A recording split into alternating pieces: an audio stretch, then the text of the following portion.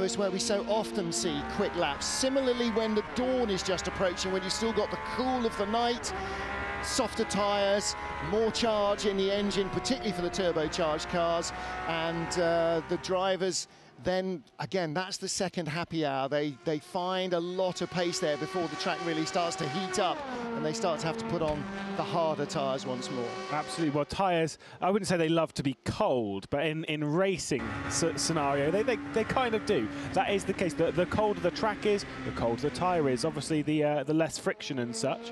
And so the time really increases. Well, chance now to catch up with Allan McNish, talking to one of the legends of American motorsport. A few names that transcend the sport, a few names that wherever you go in the world and you're in motorsport, you say their name and you know it.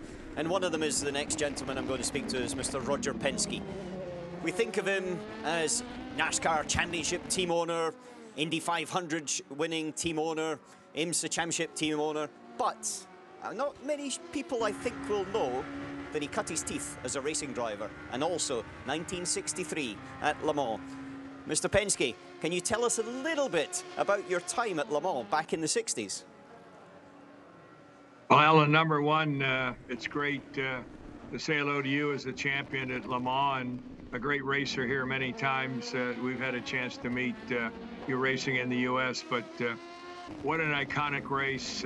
Just see it today virtually, and yet to understand back when I went there in '63, I drove with Pedro Rodriguez from Mexico, and ironically we were driving the Ferrari that Phil Hill and Jean Debian had won the race in 1962. It was front engine Ferrari, and I remember they didn't have the chicane in the straightaway those days, and we were on Goodyear tires, and about every 20 laps, we'd lose the tread going down the straightaway. And I know Dan Gurney was running another coupe with the same type tires, so it was pretty much an exciting weekend for us. But unfortunately, down at the end of the straightaway, as I was downshifting, I put it into first gear, unfortunately, and blew the engine. I remember Bonnier was behind with me in a Porsche, and this big smoke, and I went off in the trees to the left. He went off. He didn't talk to me for a couple of months because I ruined his race. But it was a very enlightening day for me, very exciting to be in a Ferrari at Le Mans, obviously one that have had that kind of history. But I would say to you that one of the things on our list as Team Penske is to come to Le Mans and race as a team amongst the greatest people that we've seen in motorsports, and certainly you know what that means to anyone like yourself that's had a chance to be a winner, and it's certainly a goal for us. But I'm so glad our guys are finding a little bit out how tough it is to run there today. Yeah, they certainly are, but that's the one trophy that I think is probably missing from your trophy cabinet. And I have to say, it's a big trophy cabinet, but how important is it for Team Penske to be there, and not just there to compete, but there to put the number one, the big 24 trophy in it? Well, listen, we all need goals, and I've been very fortunate over our years of racing with our team, championships, great wins, but you know, there's always that one you want, and I think that that's one of the things that Le Mans would mean to us as a team, certainly me personally, and I think that it's a goal we want to do. I think the rules that are being at least announced currently could give us a chance to come back and maybe compete, but it's not going to be easy. There's too many people with experience, as you well know there, that you need to understand. It's that domain knowledge. It's that experience of the drivers and how hard to go.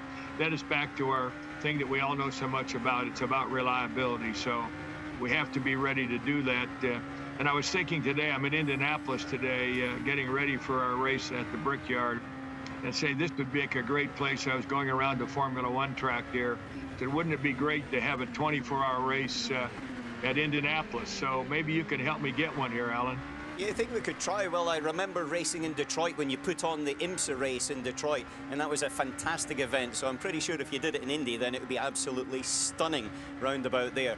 But coming to this virtual race for a second, you've taken a different approach to most teams, which is actually kind of typical, I would have said, of Team Penske. But you've put in your 4 race drivers as opposed to taking on some sim drivers. Was there a particular strategy in that? Well, I think the guys that represent us every single day on the track, winners and what they do, and you've got Formula champions, you've got 2 Indy 500 champions, and Dane and Ricky Taylor, obviously fantastic IMSA drivers. So, you know, we looked at our team, that's what they wanted to do. And look, you always want to have the car up front, but I think we're learning. And I was just happy to be invited. I guess you got to be invited to run at Le Mans anytime. So just the fact that we could partake in this was a great honor for me. It's quite exciting for us to hear that Juan Pablo Montoya is talking about the Triple Crown. He doesn't want Fernando Alonso to grab it before he can. And so there's definitely a little bit of passion in there and competition.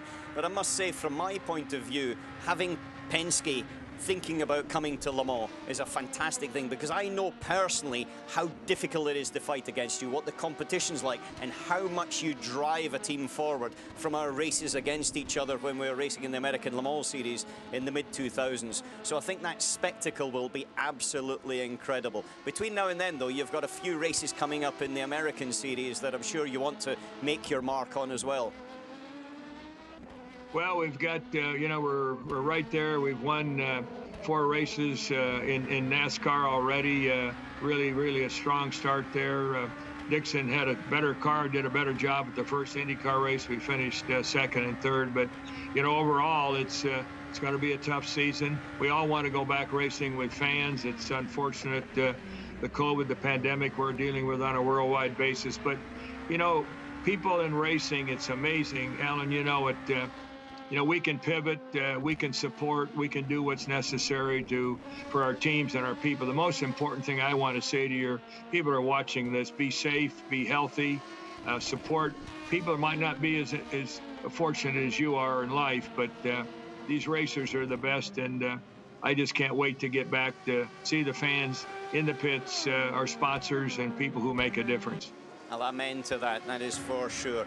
Well, Mr. Penske, I've got to say it's been fantastic to see you, but we very much look forward to seeing you actually live at Le Mans sometime in the future, standing there on the grid, waiting for your cars to take off to challenge the 24 hours of Le Mans. Thank you very much, and I hope you have a fantastic rest of the virtual 24. Are you going to be available if I give you a call? I'm not sure if my eyesight's quite up to it, but I'll dust the overalls off and see if I can lose a couple of pounds. Yeah, maybe you could be a consultant for us. You know, we're going to need some. Listen, I remember when we had that great race at Belle Isle, you and the Audi, and you were the Porsche. That was probably one of the great runs that we've ever had in the sports car. But all the best, Alan, to you and the 24-hour team at Le Mans, and certainly the organizers, Pierre, and all the people. Terrific. So tell them thank you, and thanks for the invitation. Roger, thank you. Take care and say hi to everyone back at home. All the best. Thank you. Bye.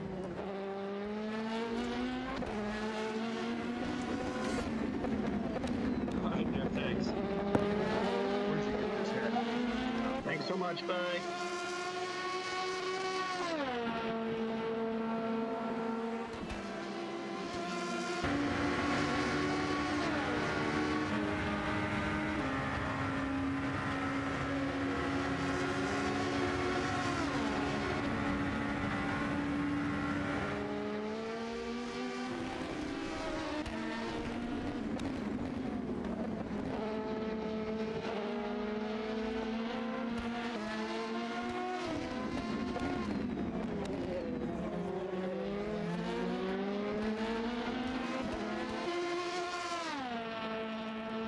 I'll start all that again with my microphone I was like, is this me?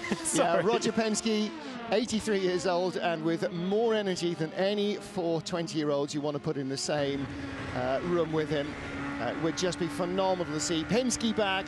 And of course, with IMSA and the ACO making such big strides, Pierre Fillon was telling us only a couple of weeks ago that because of the restrictions of everything else that they would normally be doing, the rule makers at IMSA and at the ACO, who make the Le Mans regulations and the World Endurance Championship regulations, have made so many strides forward. They're really progressing with joining the rules up together. So here we are, 16 hours and 50 minutes remaining. We are 8 hours into our 24 hours, 7 hours into our 24 hours. Veloce leading from Team Redline and 2Cs Motorsport. Our pole sitters from Bicolores have dropped a fraction out of the lead battle. They undoubtedly, as they did before, will join back in the GT class. With 29 healthy LMP2 cars still running, Veloce's eSports 3 car has stopped temporarily. It's Josh Rogers who leads for the 93 Porsche team, Enzo Benito second for the Racing Together 52 Ferrari, Matt Campbell in third place for the 92 Porsche eSports team. And the best of the Aston Martins is the 95 car in fourth position. So it is 10 minutes past 10 Central European summertime. We are 7 hours into Le Mans. The virtual 24 hours of Le Mans started in the traditional manner, with all the pomp and circumstance, mixing real and virtual, and a real jump start, a real flyer for Tom Dillman, the pole sitter for Bicolores in the prototype field. All the teams running the same Oreca 07 LMP2 chassis. A charge away from pole position for Porsche that dominating, qualifying the first big crash in the Porsche curves.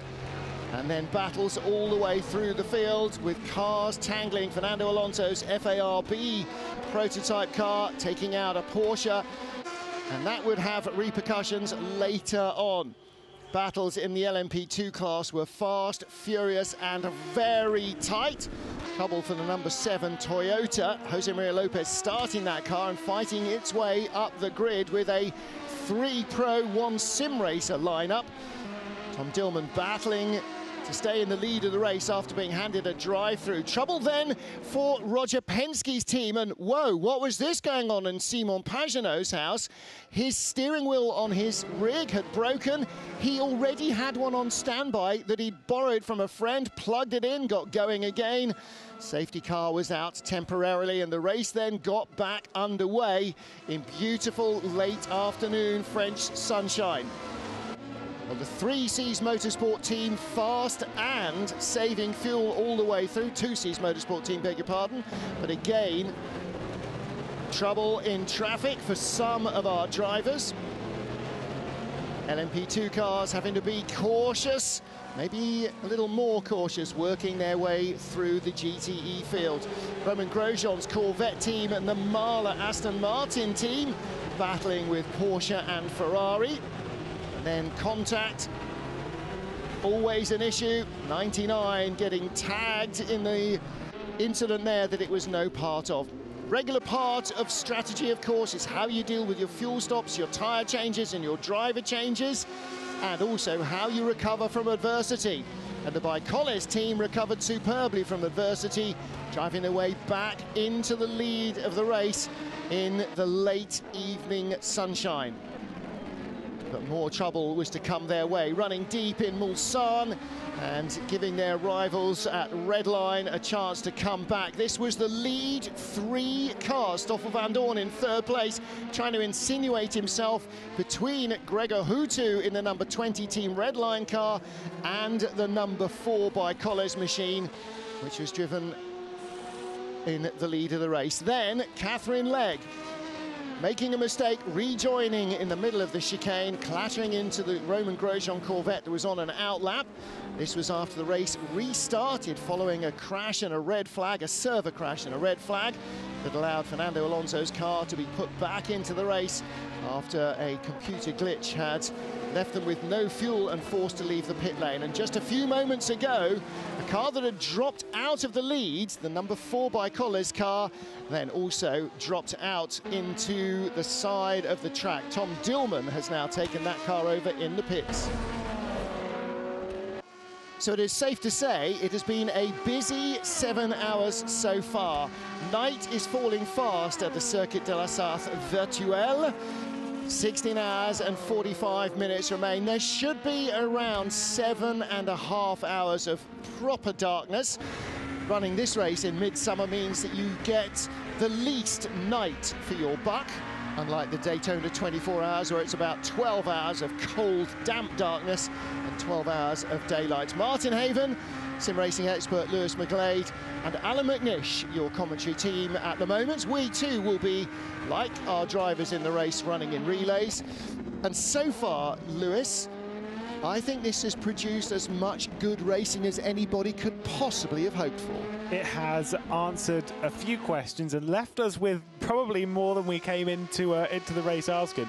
The thing that I'm taking from this most of all over the opening 7 and a bit hours is how some of these pro drivers are taken to. Currently in the lead of the race, Stoffel Vandoorne, and clearing off from 5-time iRacing world champion Gregor Houtu from Rory McDuff, absolutely running away with it.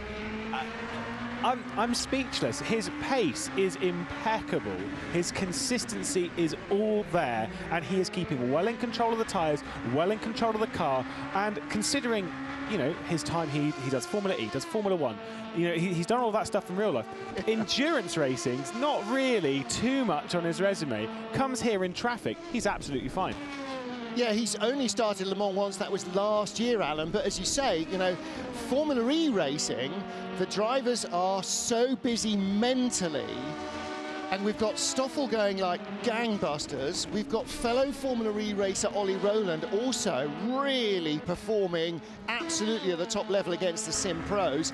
Is that mental juggling that they're doing all the time in their real driving world helping them here as well, do you think? I think it's also an element of adaptability, because you mentioned quite a few things that Stoffel's done, and that's all been in the last 2 years basically. Yeah. And so therefore he has, or 3 years, so he's been able to adapt quite a lot.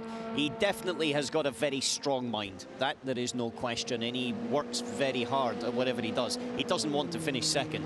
There is a steely determination inside. Oliver Rowland, I think, just does it through partly feel, if I'm very honest. You know, somebody mentioned that about him in karting, and it was sensitivity and feel, and that's one thing that he lives on, but he's putting a lot of effort into learning what the pro sim guys can do.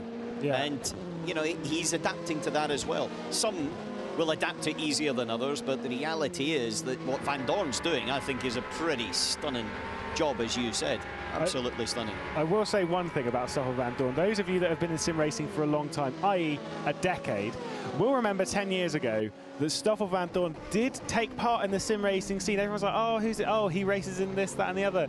Oh, fair enough. Turns out that he's ended up as a Formula 1 driver and then does all of this stuff. But, you know, he was fast back then. He won championships and stuff back then in random stuff like V8 supercars and obviously Formula-style cars. So he's had a little bit of experience in sim racing, but I would love to ask him how much sim racing has changed in 10 years. Yeah, well, I had that exact same conversation with the WTCR champion who started in sim racing 10 years ago, and he's saying, I don't know how these kids are so fast. How can they do all that? I think that's probably what Stoffel would say as well. So I'm live with Juan Pablo Montoya from Team Penske. So just tell us, you just finished a stint. How did it go? It went out really well. It's always difficult. You know, we're only, as you heard before from Roger, we're a team with only real drivers. So we worked all together on the setup a little bit with the engineers, and it's been a lot of fun. It's difficult. It's not easy. We're trying to stay out of trouble. We like a little speed, but we're having a blast. We're really enjoying it. And honestly, from my last time I went to Le Mans, it really helped. Like, I really know the track, know all the details, and you know, the guys done a really amazing job with the track details and everything. So it's been a lot of fun, and it's incredible how close it is up front with all the cars in the same class. So I think for the future, it's going to be unbelievable. So I spoke with Simon earlier, and he said that whilst, you know, you may not have the backup of experienced sim racers because you're an all-driver team, you know, you've gone out there and you're really having fun. I mean, is that a lot, you know, is that a big part of this experience for you? Yeah, it's fun. You know, we want to represent Team Penske and Acura as good as we can. but at the same time we want to enjoy it, and it's fun. Like Ricky Taylor's in my house, so we're both driving with the same simulator. So I get out, we go change the name, and that's why we'll never drive together. Like there's always going to be either Dane or Simon in between us, because we're both driving out of my house. Yeah, I just have a question, because Simon seemed to be so well prepared. He had like an extra sim in the back. I mean, obviously you and Ricky are sharing a sim, but do you have a spare one just in case this one breaks down? No, I have an AIS rig, and it's really solid. It's probably one of the best rigs out there, so we never had any issues. So I'm pretty happy, and it's been really reliable. My kid never stopped playing, so pretty happy with what we got. That's a good sign. Also, you've kind of been involved in other championships over the course of this confinement. I mean, how have you found, adapting to virtual racing? It's been fun. I really enjoyed. When you go against gamers, it makes it really difficult. Something that has been a lot of fun. It's been, we've been doing the Legends race, and that's been incredible, because we're racing against people that we look up to and people that we raced in all kinds of series. So it's incredible. We're racing against Fernando, against Jenson, Franchitti, Tom Coronel, you name it. Every guy that you could think of, we've been, we all raced together, and it's been so much fun. So you say you've competed in the 24 Hours of Le Mans before, and you obviously have that track experience. But I mean, have you been working with engineers? I mean, what have you been able to kind of develop this time around, virtually speaking? It's difficult because, not everything behaves the same way as the real life, and you can get away with a lot of different things. I actually had even classes with a gamer to give me a couple of tips of how to get more lap time out of the car, and it's there, but it's so easy to race the car the way they did it with the 100% damage. You just can't go off. So we're running a smart race, putting decent laps, and doing what we can. We know we didn't have anything to run up front, but we're happy to be here.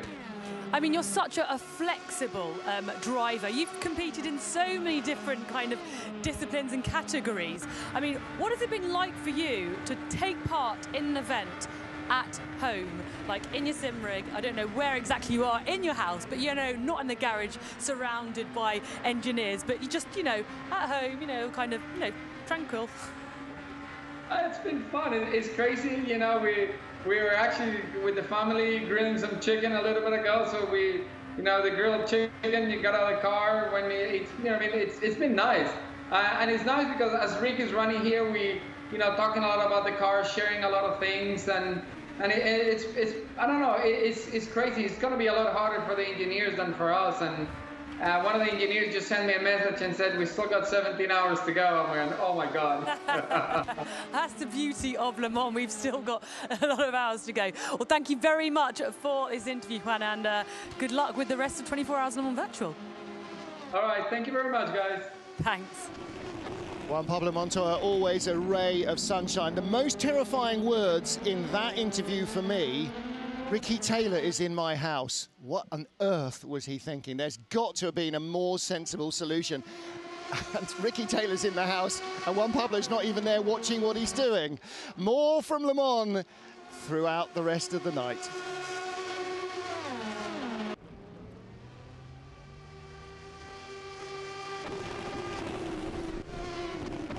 "16.5 hours of Le Mans remain. We are 36 minutes away from 1/3 distance. That is quite remarkable. Allan McNish, night has fallen, and tell us about the change since from when you started driving at Le Mans in the 90s until when you finished driving at Le Mans. How much better was visibility over the course of your career racing at night? Well, I've got to say my eyesight wasn't as good at the end as it was at the beginning of my career at Le Mans, that's for sure. But there's two things that really changed. One is that the lap times, they got about 25 seconds per lap faster. The top speed was actually a little bit slower, so the 25 seconds were gained all in the braking and in the corners, which meant you were going through corners like the Porsche curves maybe 60 kilometers an hour faster, 50, 60k faster at the end than I was at the beginning, which then meant the lights had to be significantly better. So we went from having just general spotlight type systems to LED, to laser lights at the end, and also adaptive lights. So we had finally a system where when you turned right, because they were on maximum power all the time, if you turned right, normally you would want the right-hand side to be brighter, but we couldn't do that because it was on full beam. And so therefore we dimmed down the left-hand side, which tricked the eyes into thinking it was lighter on the right. So it was all of these things that were coming into it, basically because we were just going faster and faster, and it was all corner speed. And it was these sections there that you had to be absolutely millimetre spot on. And if you weren't, you were in the wall. And so it was definitely a change. And around the track, things like around the periphery, much more reflective surfaces in the sort of number boards and so on, and the flag signals being replicated by lights as well. That all helped to kind of make the race, as it got faster, perversely a little bit safer at night as well for the drivers. Yeah, certainly there was a lot of safety that came into it. At the beginning, the walls were very close, and any mistake was very, very harsh in its penalty. But certainly the things like you said, the marker boards, I've been out at a test there, and there was no marker board, so you went down the Mulsanne straight or into the second chicane, and you were sort of judging very vaguely which tree it was you were passing at 200 miles per hour before you hit the brakes.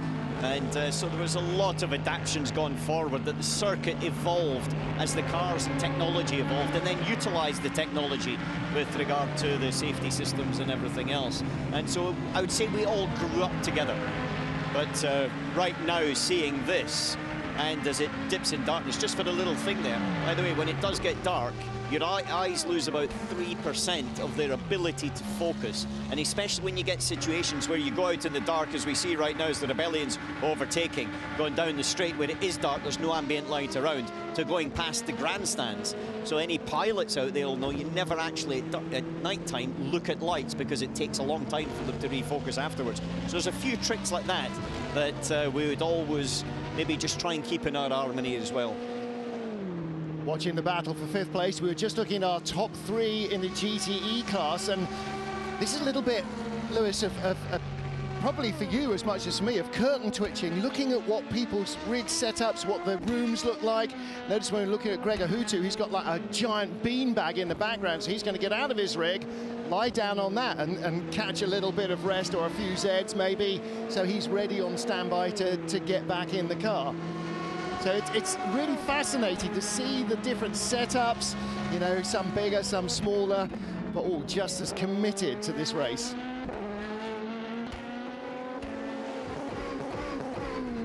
Our race leader in the 24 Hours of Le Mans Virtual is the number 16 Veloce Esports 2 car. So this is the first time in a while that we have seen Eamon Murphy, the Irish driver, in the car. He's taken over now from Stoffel Vandoorne at the last pit stop, which was a couple of laps ago.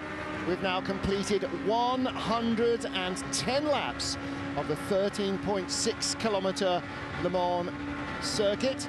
Max Verstappen is in the number 20 Team Redline car. That is the car that's in second place, 7.5 seconds back. 33 in third place, Rory McDuff on an outlap in the 2Cs Motorsport car, and that is yo-yoing back up to the top every time the others go into the lead.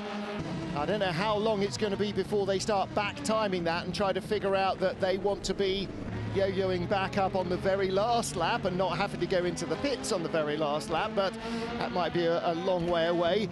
Rebellion Williams Esport in 4th and 5th position. Number 13 car being driven by Agustin Canapino. Now, he's one of their real-world drivers, probably not a very familiar name to most racing fans, but Lewis, he's been really impressive with his pace. So, as we've got some side-by-side here, heading up towards the Porsche curves. This is between Mike Conway and Yiffy Yi. On the inside, Yiffy Yi down there nicely and up into 7th position. Good work into the Porsche curves with this level of light as well. Fantastic. And a bit of traffic as well. But Agustin Canapino, like you say, he's Argentinian, races down there in touring cars and such. And I've seen some video footage of him racing in real life, and believe me, it's scary stuff down there. But what I will say is he has experience in rFactor 2 from a long time ago, from 2013. I recall seeing his name for the first time. Has raced in, back then it was McGann's and things like that. We've raced in GTs, he's raced in touring cars. I've raced him in touring cars back in 2015.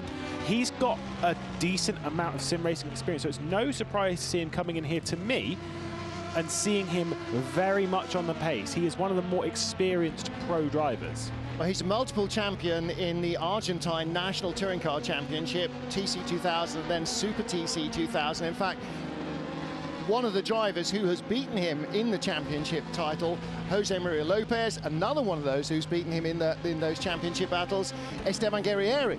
So he's raced against him as well in Argentina, but he's not made many forays outside of Argentina and Brazil. He races as well in the Brazilian Stock Car Series quite often in their invitational race, but he's made a real career out of multiple Argentine TC2000 and Super TC2000 championships. Interesting to watch Yiffy Yi at the top of the picture, how busy his hands were. So many of the guys are making really few but very precise inputs. He's got a really much more active style of driving, Alan McNish. Yeah, it is, and also look at his head height there as he's braking into the chicanes. As he presses the brake pedal, he's putting quite a lot of pressure onto it because his body's moving up and down in the seat just by that pressure. And that's exactly as it actually happens in the real car as well. When you nail the brake pedal into the chicanes with the maximum force, in a real car over 100 kilos of force is going onto your left foot. In doing that, then you sort of move up and down in the pit. And that's the thing that I love about these shots, is that you get a real true picture of what the driver is going through in terms of his eyes, in terms of the small tiny movements on the steering wheel, the reactions, where he's looking, but also silly little things with the frontal one I saw earlier on, the driver's breathing. You can see their chest moving in and out, and that's an element of tension as well, their breathing, because it's not necessarily always physical, what the stress they're under. And so it's a pretty cool shot that we're seeing here that normally we would never be able to see. No, I mean, and on board, he'd have the helmet on. You don't see the facial expressions, unless, of course, you're looking on board in one of the SMP cars, which were very good for generating facial expressions in their drivers. Pit stops for LMP2 and for GT. So let's take a look at our GTE field. Who's in? Well, Josh Rogers is in, the race leader. Mitchell de Jong has just left the pits. Nicky Katzberg has just left the pits in his Corvette. Charles Leclerc is in the 52. That's the best of the Ferraris. Matt Campbell, Richard Westbrook are both in. Westy in the best of the Aston Martins, actually. That's the 95 car. The R8G Esports Corvette, that is in as well, the number 80 car. And now that's just gone back out. I thought that might be due a driver chase, because Rissa Capit's been in that a long while. He was hit by Catherine Legg. He's gone back out. Tommy Milner gone out in the 64 Corvette. I think is that the first time Tommy Milner's been in the car? Certainly the first time I've said his name. So Tommy Milner has gone out in the 64 Corvette.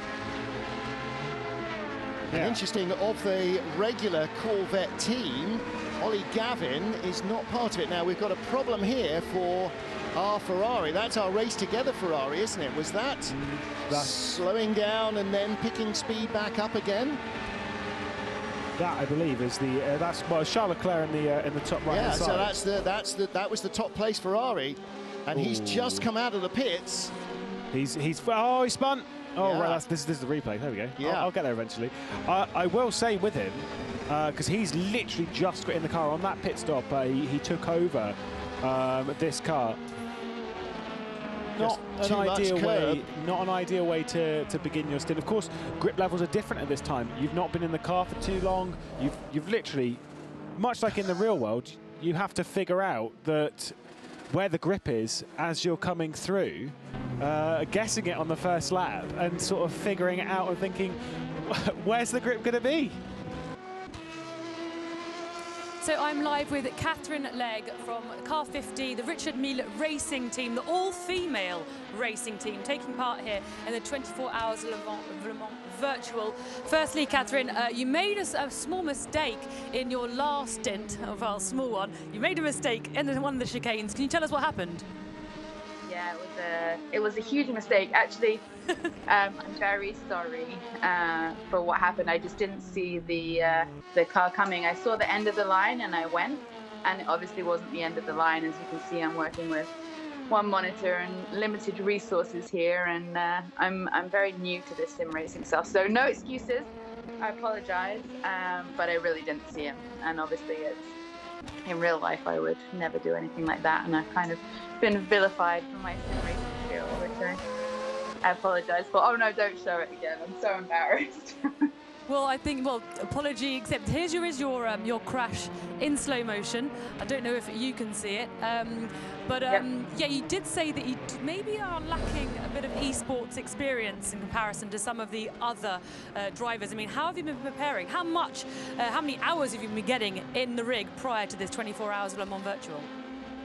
So it's been 1 week now since we set up the rig. It's state of the art in the 1980s, I think, and I've been practicing every day for hours and hours a day, trying to get up to speed. But honestly, it's such a different driving style that you know, these sim racers, they've been doing it for a long time. It would be like asking them to jump in our race car. You know, it's really tough, and it is an art form, and they're very talented at what they do.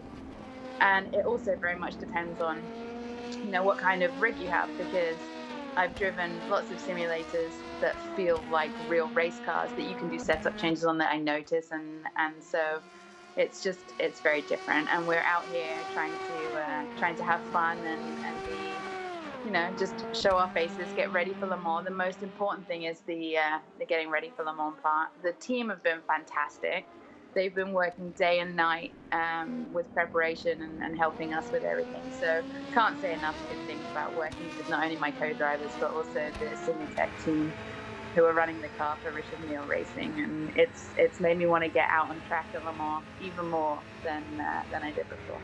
And we look forward to seeing you out on out on the track of Le Mans. Thank you very much, and good luck with your stints up to come. Thank you. Thank you. Alan McNish, I think for everybody, not just Katherine Legge and all the other racers, I think for us as TV viewers, as fans, as production people, as commentary team, I think she's exactly hit the nail on the head. This makes us even more eager to get back to racing than we were already, right? So, Royal Racing, we can't wait for it, but right now we still have over 16 hours of Le Mans to go.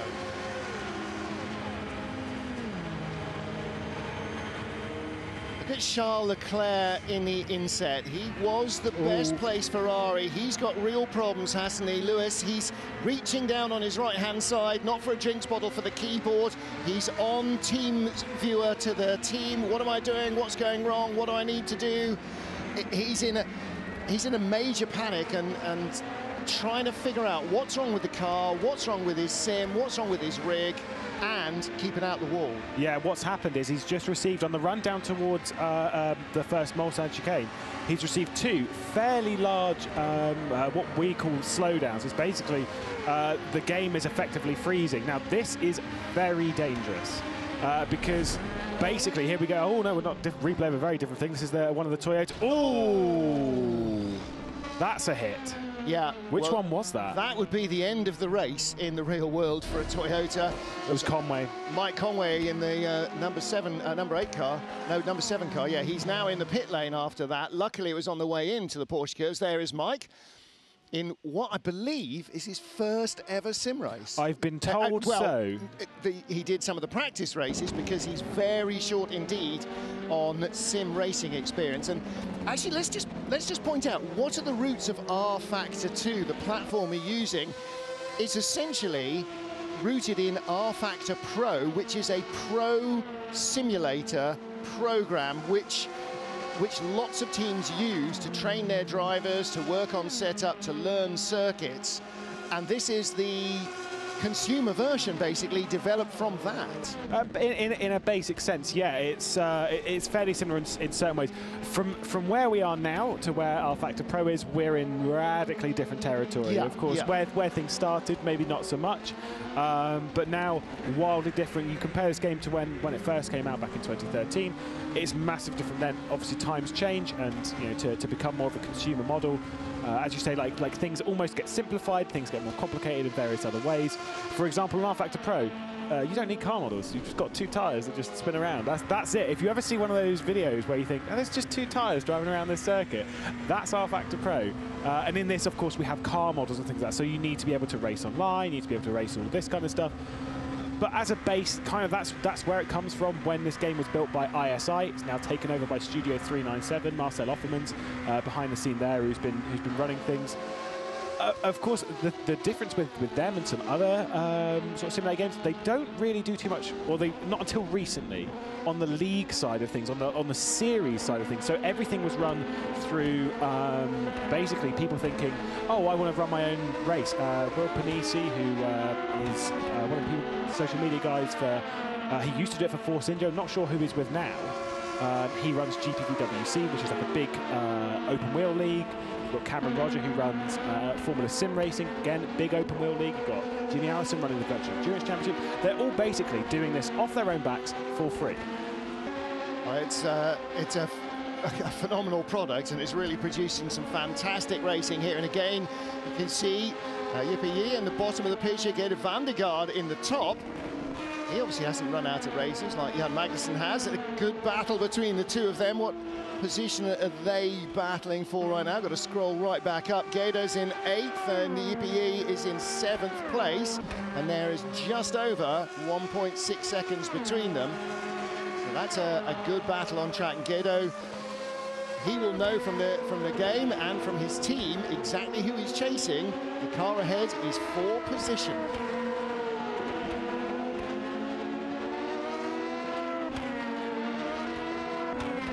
Racing into the darkness at the 24 Hour of Le Mans Virtual 2020, first ever mix of real world and sim racing drivers. This is the battle for 8th place. Rebellion Williams, car number 3, Yippee Yee, bottom of your picture. Top is Geert van der Garde, racing for TDSE Racing Motul. He's in 8th place in the number 46 car. As he turns into the chicane, he is about a second behind the 7th place machine in front of him. And he's got about 20 seconds to Gabriel Aubry behind for Team Jota Redline, Jota Team Redline, the 37 car in 9th place. So he's got a little bit of time that he can attack the car in front without having to worry about being attacked from behind. Martin Haven, Lewis McGlade, Alan McNish, your commentary team here at the moment for this particular section of the 24 Hours Le Mans race. We just saw Charles Leclerc having to deal with problems in the middle of his stint with his 52 Ferrari, Alan, and that's something that's not unusual in endurance racing. There he is in that matte red Ferrari behind the Porsche. You know, when something goes on or you get an unusual light on the dash or a warning about something, first thing is to start double checking everything with the team and try to figure out what the warning's about, whether it's genuine, whether it's false, and what we're going to do about it at 240, 260, 300 kilometers an hour on one of the fastest and most dangerous racetracks in the business at night. And sometimes in the rain. Yes, always in the rain when cars break down. But you know, at the same point, this is a very demanding race for drivers, for teams, mechanics, everything else, for a 24-hour, but also for the car. And it gets bounced across the curb. So if you look at how aggressive they're being, yes, they're maybe a little bit more aggressive in this than you would be in the real race itself. But in reality, you attack everything that you can to get the performance out of it. And sometimes things do go wrong. And very often it's about who can react and actually solve the problem that is coming, because something will come. Whether you like it or not, whether it's your fault or not is irrelevant. Something will come in. You've got to solve it quicker than the rest of the teams. And we've won races there by actually solving problems quicker than others, as opposed to necessarily not having any problems whatsoever. And that's just one of the dynamics of this event. It's being able to manage and understand that, as well as being quick, as well as doing everything else. And that's one of the things that, to be honest, when you are lucky enough, there's some trophies in front of us that will be won at 3 o'clock tomorrow afternoon, but when you are picking up those trophies, you've had to work for it. I'll tell you, you've had to work for it, and there's an element of personal satisfaction for that. But right now, there's a heck of a long way to go. 16 hours and 15 minutes for everyone before they can even start to think about one of these trophies. Well, we've only just got in tonight. We are almost at the 1/3 distance, 8-hour mark, but there's still a phenomenal amount of time to go. We're watching Charles Leclerc in the battle for third place with the Porsche number 91. Porsche first, second and third. Josh Rogers, the reigning champion in Porsche's eSports Super Cup Series, he's leading. 93 Porsche started on pole. Matt Campbell, Porsche Junior driver in the real world, is second in the 92 car. And Mitchell de Jong, another of the top eSports Super Cup drivers, the American, is in third place in the 91 Porsche. And he is the man who is going mano a mano with Charles Leclerc. Now, Charles Leclerc, of course, Ferrari's Formula One star, is not a Ferrari GT program driver and possibly won't get the chance to be, but by goodness, in terms of pace, he absolutely would be right in there swinging. This is the competitive Ferrari, because Lewis, the other guys are, well, the next best Ferrari, where's 12th, Felipe 51, Massa. 71, yeah. So Felipe Massa in the Strong Together car, 54, he's in 12th. Their 71 car is in 15th place, and the 51 car, Nick Nielsen, is in 20th place in the class of 20. So this is the one Ferrari that is holding its head up high, isn't it? And they've had issues with what we saw from Charles Leclerc there with the effect of the in-game lag issues where it was being pulled backwards and stuff. That would have cost him a couple of seconds, and that issue may have persisted. One thing that I'm noticing from watching in the top right, you just saw up there, it's going mental for him. Is Charles Leclerc, very much like throwing the car around, very much really pushing it through the corners, and he has to. He's the only car at the moment, and I would not have said this yesterday, the Ferrari that qualified way down the order is the only car that is holding a light and holding a challenge to the Coanda Porsche eSports team that are 1, 2 and 3 in this race. Also, where did they come from? I thought it was Corvettes earlier. Well, he's in 4th place, Charles Leclerc. Richard Westbrook, the best Aston Martin, is in 5th place. That's the 95 car that was started by Nicky Thiem. So that car was in the battle early on, second, third early on. Did he get the lead at one stage, Nicky Thiem, as well? Or was he was in that battle anyway? In that battle, yeah. So Westy is in 5th position. He's been a Porsche driver, he's been a Corvette driver, now apparently he's an Aston Martin racing driver as well. Top Corvette, in fact we've got a Corvette trio together, 6th, 7th and 8th. We've got Risto Capit, the Estonian driver for Roman Grosjean's eSport team. That is the lead Corvette. And then the 2 Corvette racing teams, Jordan Taylor and Tommy Milner in 63 and 64, they are 7th and 8th. So they are moving up the order as well. And 88, the Dempsey Proton car that was in the battle at the front of the field, that led the GT class early on when Luc Hartog was at the wheel of the car. That is now down in 9th position. So that car has sort of slumped backwards, whereas coming up the order, Gulf Racing in the Wolverhampton Wanderers livery, that is now up to 10th position, the number 86 car. That car's got Irish driver Adam Maguire at the wheel. Well, talking of drivers that have just jumped in, Harry Tincknell has now jumped into the Aston Martin 97, so I'm expecting great things from him. It's going to be a bit of a comeback, though. They're 3 laps down, but he's promised me on a little message before he got in that he's going to give it absolutely everything and show everybody exactly what it's all about. Well, thank you to Simon Strang at Aston Martin Racing for confirming that Richard Westbrook will be racing the real 95 at Le Mans in September. And again, for those who aren't aware, this should be the Le Mans weekend, the weekend closest to Midsummer's Day in June. But because of the COVID situation, that has been pushed back now into mid-September. Once in history, the race was run in September. That was in 1967, and that was due to the rioting in France during the summer of '67. So it will be the second time ever that Le Mans has been run in September. just going to that for a second, it'll be quite a different race in September to it would be in June. Weather conditions, the preparation and testing for all of the teams was obviously planned with the idea of doing in the appropriate weather for the race in June, which is now sort of thrown out. So you'll be testing in July, in the middle of July, and looking to race in potentially much cooler conditions. So the dynamic is very interesting, how it'll be longer, darker night than you would have in June, and obviously as well maybe a little bit more of a chance of that sprinkling of the humidity coming out of the sky. Absolutely. So you just saw 63 Corvette on screen. That was Jordan Taylor, Ricky Taylor's brother. So he is racing the 63 car. You saw him on screen. I was trying to figure out which bespectacled driver it was, Jordan Taylor or Tommy Milner. Turns out it was Jordan Taylor, so there you go.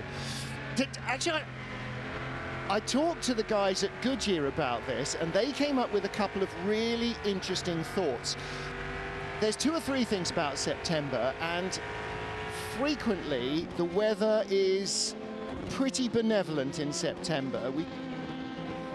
The other thing, of course, is track temperatures aren't going to be quite as searingly hot as they often are in June. Air temperatures aren't going to be quite as searingly hot as they often are in June. And the guys at Goodyear were saying the chances are that the softest tyre choice, which you run through the night, you will be running for much longer. And then you will be running the medium for much longer, and probably not even needing to go to a hard tyre at all. And they said that unless the weather is really bad, it could be the fastest Le Mans ever. It's very possible. It depends a little bit on the circuit, because the circuit obviously gets cleaned up by the test day in advance, and that will have actually gone nearly 18 months from the previous race. And so that test day is not happening, so there'll be less rubber onto the track. But yes, it is going to be a little bit cooler. Naturally, you would tend towards a softer tyre choice in general because of the temperature. It's a low tyre energy track anyway, because of the long straights, and it's really only through Porsche where you put a heck of a lot of load into the left-hand side. The rest of the track is actually quite gentle for it in reality. But we'll have to wait and see. The curveball's going to come somehow. We just have to wait and see what it actually brings to us when we get there in September.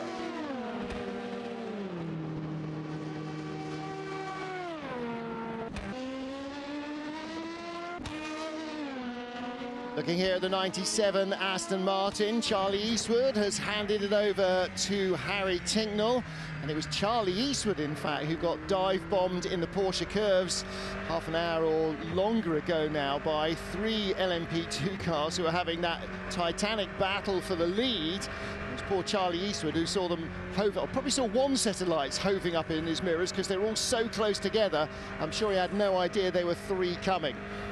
Pit stop for the Team Rocket Zansho car from 13th place. Jenson Button back in the car. And congratulations, by the way, Jenson announcing after his first stint in the race that he and his wife are about to become parents for the 2nd time. So baby Hendrix is going to be a slightly older brother to their daughter, who they are now expecting. So congratulations to them.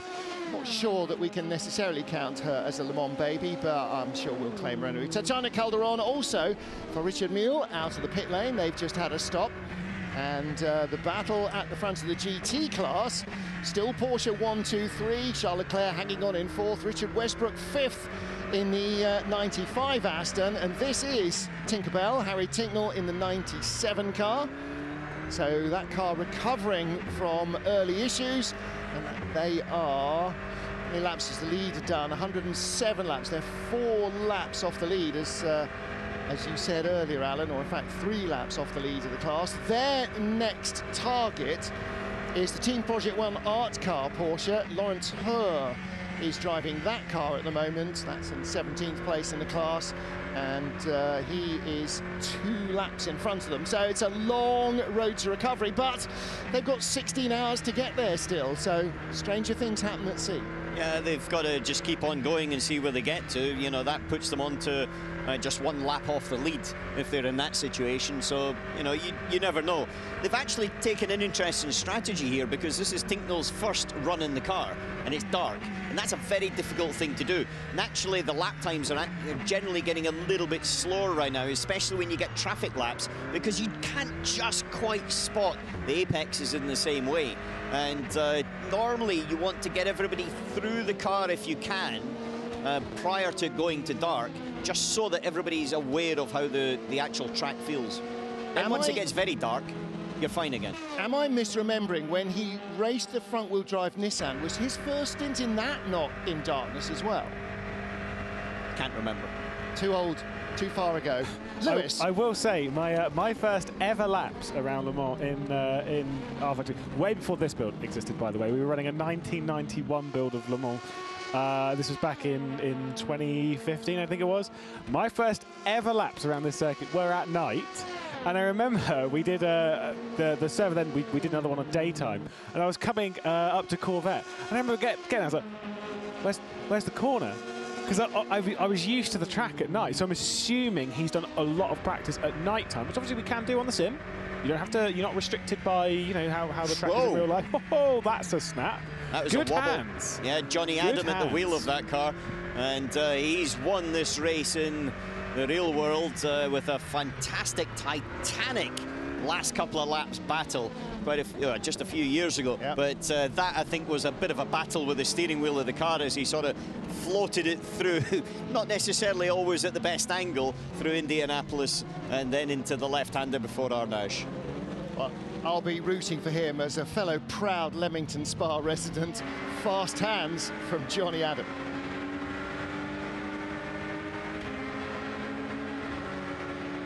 Battle for third place in LMP2. Rory McDuff, the American, in the 2Cs Motorsport car with Agustin Canapino coming up behind him for Rebellion Williams Esports.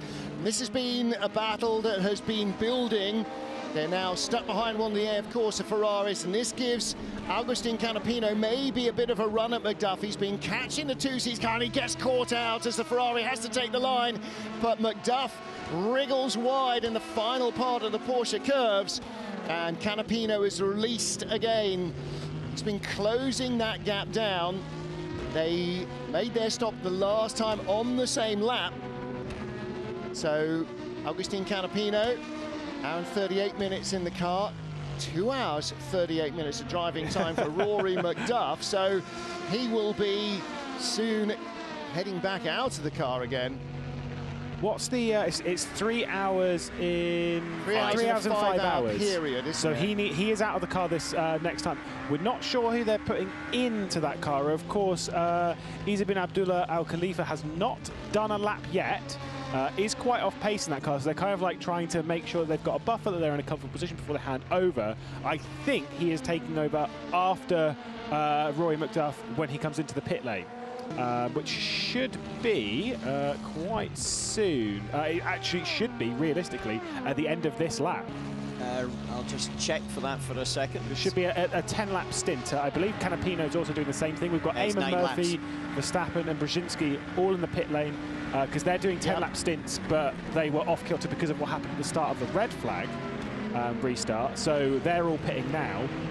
So this lot will all come in at the end of this circulation, and we're assuming they'll change. Well, Rory McDuff, as we've got a replay here. This is the 56 Art car, isn't it? Well, we've seen that many times before, just coming through the right-hander into the Dunlop chicane, braking with a little bit of right-hand steering lock on. It then pitches around in the wrong direction and a heavy, heavy hit into the wall. But just coming back to McDuff there, his first stint was a 12-lap stint, which was just around about one of the... We did a couple of pace car laps, yeah. And his average was a 3:28.0. Then it was a 10-lap stint, 28.7. Then it was a 10-lap stint, 29.0. And this one is a 28.3. And he's coming in on this particular lap. So he's been very, very consistent. Yeah, he's got a lot of experience in this car. For those of you that have followed a little bit of sim racing, it's a bit more sort of like hidden away behind the scenes. Checker Flag Endurance Championship World Sports Cars. This car, he teamed up with his partner in crime, probably watching at home, the Finn Turkka Häkkinen, those two, no relation to Mika Häkkinen, but Turkka Häkkinen, his teammate in that, they've been working together a lot. They won a race last week around this track. He's got a lot of experience in this car. He just overcooked Indianapolis there whilst under pressure from Agustin Canapino. He has to be careful. This is the in-lap. It's a fantastic battle as well, isn't it? And I mean, look at the lead battle as well. The lead two cars are 0.4 of a second apart. So there are battles all the way up and down the order in the 30-car LMP2 field and also in the 20-car GTE field. 16 hours to go. It is just a fraction away from 11 p.m. Central European summertime. 1/3 distance of the 24 Hours of Le Mans Virtual for 2020. Big shout out to the Leamington Racing Collective as well. Hope you stay with us throughout the night and all the way through to 3 o'clock Central European time next afternoon. The racing undoubtedly will continue to be fabulous. We're trying to blend, as the battle comes down the pit lane, we are trying to blend every element of a real Le Mans experience with the virtual. We are mixing oil and water.